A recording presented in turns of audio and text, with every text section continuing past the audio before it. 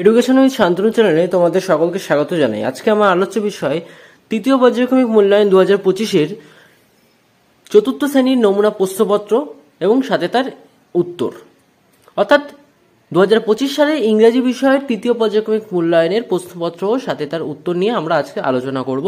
তোমাদের পরীক্ষা হবে 50 নম্বরের, সময় থাকবে 1 ঘন্টা 40 মিনিট। প্রশ্নপত্র একের দাগে বলেছে টিক দ্য কারেক্ট অ্যান্সার, অর্থাৎ সঠিক উত্তরের মাথায় আমাদের টিক চিহ্ন দিতে হবে। এ দাগে বলেছে Roma and her mother sitting on the floor mat. আমি তোমাদের একবারে উত্তরটাই বলে দিচ্ছি, না হলে কিছু বলতে গেলে ভিডিওটা বেশি লং হয়ে যাবে। তো আমি তোমাদের শুধুমাত্র উত্তরটাই বলে দিয়েছি, তোমরা অপশানগুলো দেখতে পাচ্ছ প্রশ্নে। Bikash has been gone for 6 months. The night was calm and cold. Mohsin was born in 1732. I came up in 1863. এটা হবে হচ্ছে শান্তিনিকেতনে এসেছিল। তো এই 5টা প্রশ্নের জন্য তোমাদের থাকছে 5 নম্বর। প্রশ্নমাত্র 2 এর দাগে বলেছে right T for true and F for false statement. আর এখানেও তোমাদের 5টার জন্য থাকছে 5 নম্বর। বলছে mother took the parcel from the son, এটা রং, অর্থাৎ কাটার জন্য ভুল হয়েছে তাই ফলস। Mohsin field sat the woman, এটা রাইট, অর্থাৎ ঠিক হয়েছে এটা।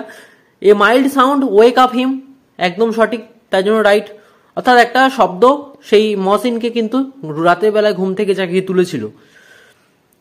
এ স্টর্ম ওয়াজ ব্লোয়িং, এটা ভুল। মহসিন কট হিম স্টিলিং, একদম ঠিক।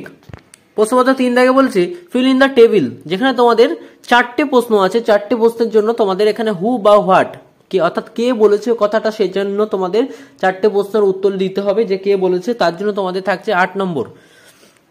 বলছে সে বাই হু বা হোয়াট, আর স্টেটমেন্ট দিয়ে দিয়েছে আমাদের এখানে। কিন্তু লার্ন ইন ইংলিশ, সেটা হবে Bengali language. Return with food হবে Mohsin. Sit down on the floor Bikash mother and sister, Bikash যখন ঘরে এসেছিল, অর্থাৎ সে যখন ইংরাজি ল্যাঙ্গুয়েজ শিখে 6 মাস পর বাড়ি এসেছিল, তখন কিন্তু তার মা এবং তার বোন সেই ফ্লোর ম্যাটের উপরে কিন্তু বসেছিল। আই কেম আপ ইন 1863, এটা এসেছিল কে, শান্তিনিকেতন। প্রশ্নপত্র 4 থেকে বলা আছে fill in the blanks with words from the help box. Help বক্সের দিয়ে শব্দ নিয়ে আমাদের এখানে লিখতে হবে। তো যেখানে তোমাদের 6টা প্রশ্নের জন্য থাকছে 6 নম্বর। I clearly remember my first day in school. Children love to play with dash ball, এখানে হবে সফট বল। আমি তোমাদের একবারে উত্তর লিখে দিয়েছি বোঝার সুবিধার্থে, কিন্তু পরীক্ষায় তোমাদের কিন্তু হেল্প বক্স দেওয়া থাকবে, সেখান থেকে খুঁজে নিয়ে তোমাদের লিখতে হবে। The sun shines brightly. The man looked inside the hut. I was forget to know the secret. My friend promised to me meet today. প্রশ্নপত্র 5 বলেছে রাইট রিদিম ফর শান্তিনিকেতন। শান্তিনিকেতনে তোমার যে রিদিম আছে সেই রিদিম লিখতে হবে, যার জন্য আমাদের 6টা লাইনের জন্য থাকছে 6 নম্বর। This is the place where we play, this is the place where we learn, in open air, under the sky, under the sun, many a house, numberless trees, a ringing bell, shadow green, here we sun, here we run, here we play, here we learn. অর্থাৎ এর মানে হচ্ছে this is the place, এটাই হচ্ছে সেই জায়গা। হোয়ার we play, যেখানে আমরা খেলতাম। দিস ইজ দ্য প্লেস, এটাই হচ্ছে সেই জায়গা। হোয়ার উই লার্ন, যেখানে আমরা শিখতাম। ইন ওপেন এয়ার, খোলা বাতাসে। আন্ডার দ্য স্কাই, আকাশের তলায়। আন্ডার দ্য সান, সূর্যের তলায়। অর্থাৎ সূর্যের তলায় বলতে মাথার উপরে যেহেতু আমাদের আকাশ এবং সূর্য থাকে, সেখানে সেই হিসাবে আমাদের সূর্যের তলায় বলা হয়েছে।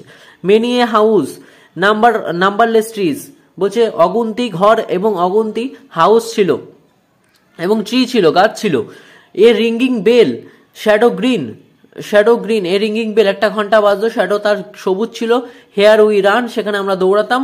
হেয়ার উই প্লে, আমরা সেখানে খেলতাম। হেয়ার উই লার্ন, আমরা সেখানে শিখতাম। এর জন্য তোমাদের থাকছে 6 নম্বর।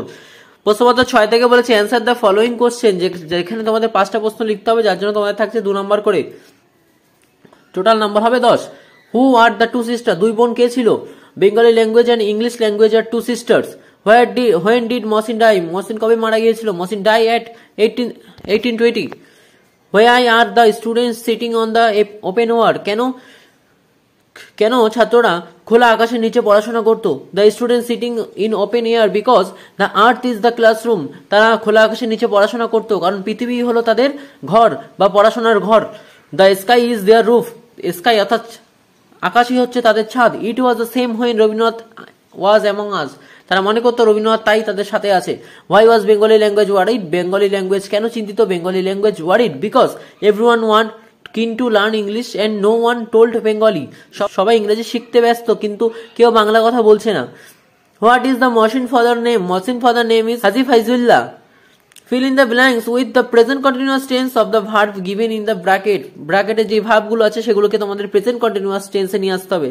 যেমন রিড থাকলে হচ্ছে রিডিং, বি থাকে আছে I learn to speak English well, এখানে হবে learning. The boys have their lunch, এখানে হবে having. The children listen to story, the children listening to a story হবে। অর্থাৎ তোমাদের এইগুলোকে প্রেজেন্ট কন্টিনিউয়াস টেন্সে নিয়ে আসতে হবে। Arrange the letter properly from meaningful words, you will find the words in the text. তোমার টেক্সটের থেকে খুঁজে পাবে যে এই ওয়ার্ডগুলো, সেই শব্দগুলোকে সঠিকভাবে সাজিয়ে আমাদের লিখতে হবে। যেমন প্রথমেরটা হচ্ছে আমাদের ল্যাঙ্গুয়েজ, তারপরটা হচ্ছে হ্যাপি, তারপরটা হচ্ছে মিস, তারপরটা হচ্ছে গেস্টার, তারপরটা ডে এবং তারপরটা ওপেন। তো এই ছিল তোমাদের ইংরেজি বিষয়ের তৃতীয় পরীক্ষার নমুনা প্রশ্নপত্র সাথে তার উত্তর। প্রশ্নপত্রটি তোমাদের কেমন লাগলো তা অবশ্যই জানাবে। চ্যানেলে নতুন হয়ে থাকলে চ্যানেলটিকে অবশ্যই সাবস্ক্রাইব করে দেবে এবং বন্ধুদের মাঝে বেশি বেশি করে শেয়ার করে দেবে।